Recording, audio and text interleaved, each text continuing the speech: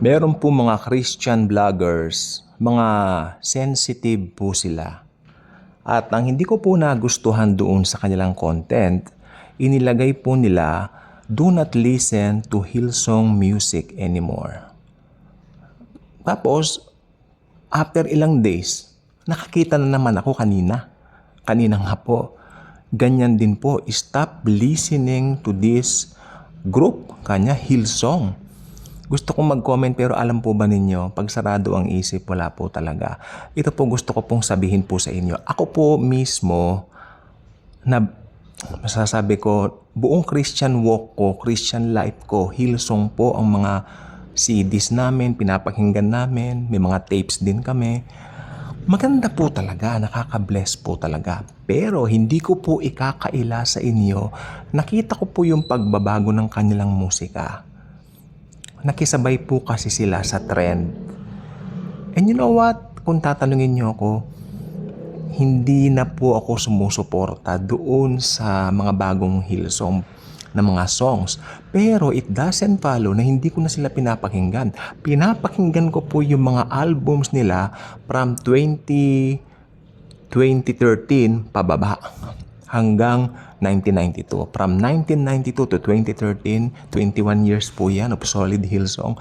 Pinapakinggan ko po yan.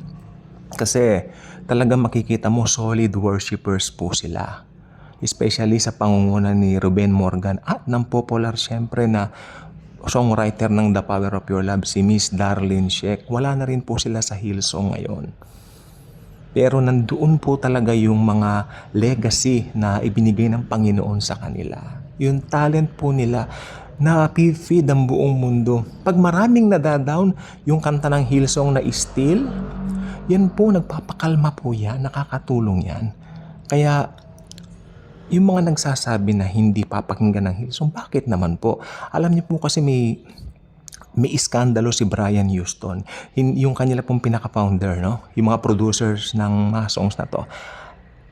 Hindi pa po alam kung ano yung kahihinatnan. Hinihintay pa po ngayon. Pero kasi yung mga aligasyon sa kanya masyado pong mabibigat.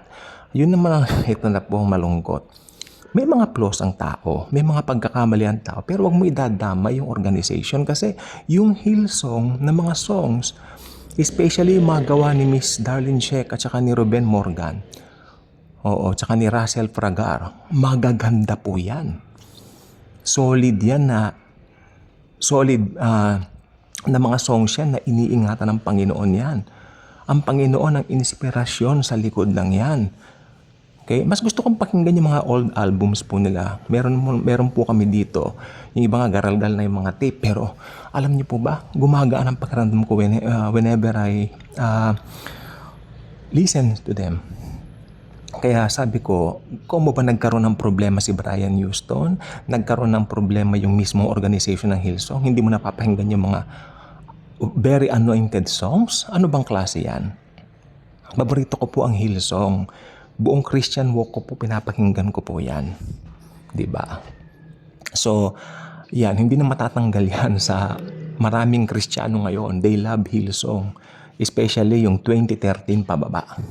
Kasi right after that, 2014 hanggang ngayon, hindi ko po alam. Dahil hindi na po ako nakikinig nga.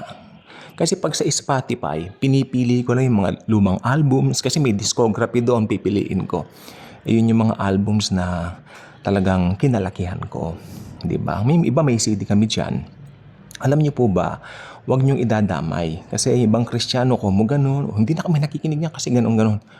Napakababaw naman po noon. Mga Kristiyano po tayo. At ang Kristiyano ay believe malawak ang isip. Dahil kung nandito rin po si Jesus Christ, malawak din ang isip niya at pangunawa niya. Okay, tandaan niyo po sa Bible, sabi niya ganun.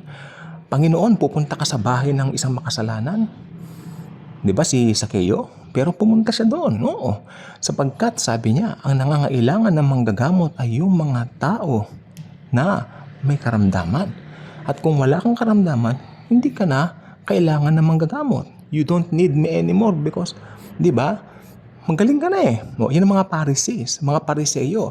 Nakakalungkot, maraming Kristiyano ngayon merong parasitical attitude. parasyotical attitude, mga pariseyo sa modern times. Nakapanood po ko isang Pilipino, nakakatakot po siyang mag-preach. Isa po siyang, alam niyo na, hindi ko na mamanggitin din. Wow, ako, parang hawak talaga niya yung mga tao niya, yung mga members niya. Loyal sa akin itong mga ito, ganon-ganon. I mean, sa atin po kasi mga Kristiyano, Galatia 5:1, malaya na tayo, manatili tayong malaya. And patuloy po natin pakinggan ang Hillsong na mga kanta, especially mga luma sa pangunguna ni Darlene Sheck. Okay? At kung di pa kayo subscriber dito sa ating channel, invite you to do so. Click the notification bell, share this video, share the wonderful love of the Savior, the Lord Jesus Christ Himself. Thank you, and Jesus truly loves us all.